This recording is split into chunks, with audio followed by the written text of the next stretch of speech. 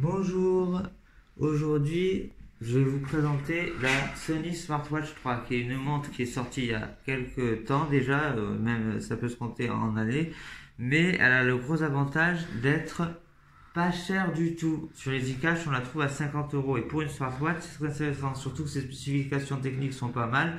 4 Go de mémoire de stockage, 512 MO de mémoire vive et surtout elle est étanche IP67, c'est-à-dire qu'on peut la plonger 30 minutes dans 1 mètre de profondeur. Donc à la pluie, il n'y aura aucun souci.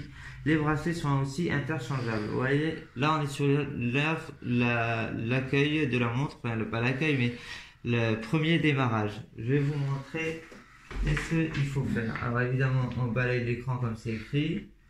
On met français, France. Il nous demande de brancher à une source extérieure d'alimentation. Pour ça, on va venir par ici et brancher au chargeur. C'est un port micro USB qu'on voit qui est ici, caché par le petit cache qui permet de la rester étanche. Il suffit de brancher la montre.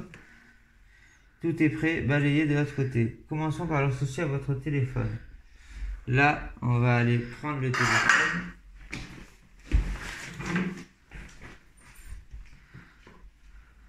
J'ai déjà téléchargé Wear OS, mais il faut télécharger Wear OS et non plus Android Wear comme ça s'appelle. Maintenant, ça s'appelle Wear OS. Bon, j'ai déjà téléchargé, mais je pense que ça, vous saurez faire. On va sur Wear OS, on démarre la configuration, on accepte évidemment toutes les conditions générales. Améliorer Wear OS, vous n'êtes pas obligé d'accepter. Ah oui, il faut une connexion Internet que j'ai désactivée comme un bête. On réessaye, connexion Internet c'est bon. Connectez votre montre Smartwatch 3. Maintenant, je vais vous expliquer une petite astuce. Quand la montre ne veut pas se connecter, ce qui va être le cas ici, il faut la connecter manuellement en Bluetooth. Voilà. Là, elle est en mode association, mais ça va pas marcher. À chaque fois, ça marche pas. Donc, ce qu'on va faire, c'est qu'on va attendre que ça marche pas, évidemment. Bon, je vais aller un peu plus rapide, je vais enlever le Bluetooth. Voilà. On réactive le Bluetooth. La smartwatch est ici, on l'associe manuellement parce que depuis l'application Wear OS, je pense que comme la montre date un peu, c'est pour ça que ça marche pas.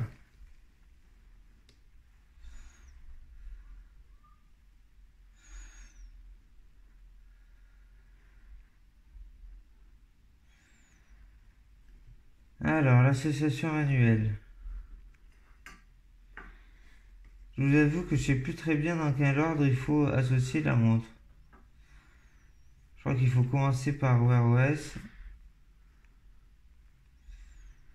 Associer, voilà. J'ai oublié. Ah merde, j'ai oublié d'autoriser. Bon, c'est pas grave. Les autorisations, on les fera plus tard. Connexion à smartwatch.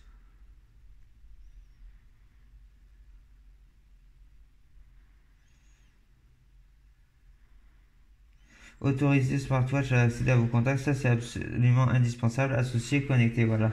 Donc comme je vais vous montrer, il faut la connecter déjà en Bluetooth dans le menu Bluetooth, sinon ça marche pas. On fait suivant à tout, on a terminé. La smartwatch est connectée, elle va se mettre à jour.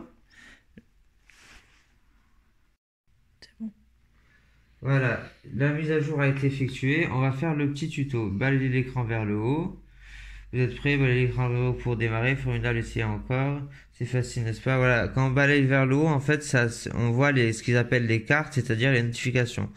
Quand on balaye vers la gauche, attendez. Quand on balaye vers la gauche, on a la suite des cartes.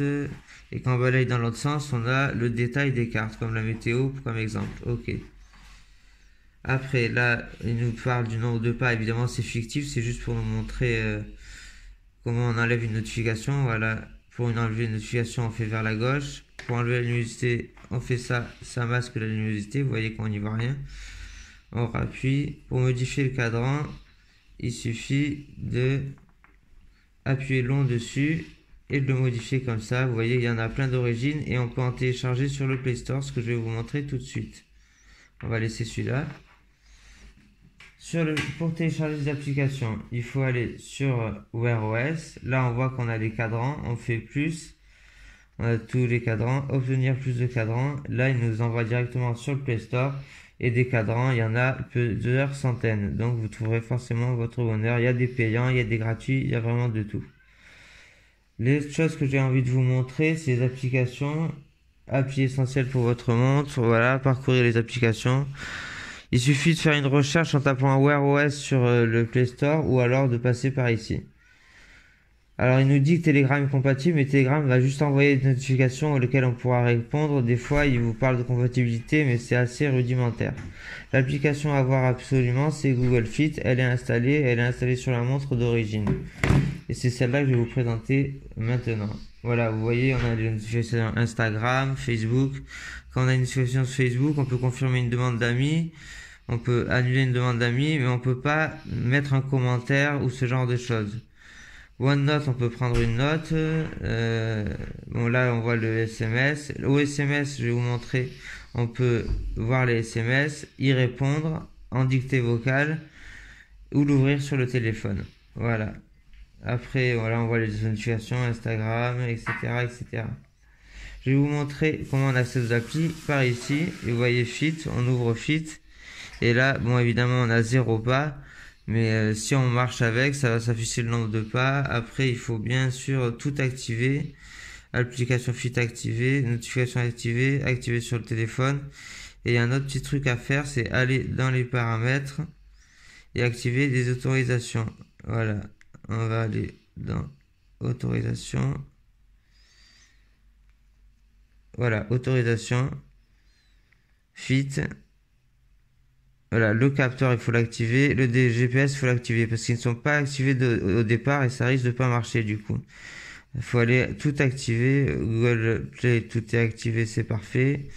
Traduction, microphone désactivé, il faut l'activer. Téléphone, contact, SMS activé, c'est parfait. Autorisation système, Android Wear, tout est activé, c'est bon. Blocage d'activité, cadran Sony, bon, cadran Sony, je pense que tout est activé. Agenda, on peut l'activer parce qu'il y a des cadrans sur lesquels on a la météo, des cadrans sur lesquels on a l'agenda. On a vraiment pas mal de choses. Donc voilà, vous vérifiez que toutes les autorisations sont activées. Maintenant, qu'est-ce que je peux vous montrer de plus? Ah oui, évidemment, le principal. OK Google, envoie un SMS à Mohamed. Envoie un SMS à Mohamed, on le voit. Comment ça va? On voit bien que c'est écrit comment ça va, ça marche pas mal, et le SMS va s'envoyer. Alors le gros bug de la montre, c'est qu'il va vous dire en fait que ça n'a pas marché. Vous allez voir ça en direct. Vous entendez, la personne a reçu le SMS, et vous allez voir sur la montre, réessayer sur votre téléphone, en fait ça a marché. Là c'est le gros problème de ce montre, c'est qu'elle dit en général que ça marche pas, mais ça marche. Sinon voilà, vous pouvez répondre aux appels. Et le mieux c'est quand on a le casque Bluetooth sous les oreillettes, on peut commander sa musique, faire jouer de la musique en disant le nom de la piste ou le nom de l'album. Et voilà. Bon ben voilà pour le test de la montre. Attends, 3. Voilà, le test est fini. Si vous voulez plus de détails, vous me laissez un petit commentaire. Je vous invite à vous abonner à ma chaîne. Et si vous aimez cette vidéo, ben likez-la et partagez-la. Allez, à plus!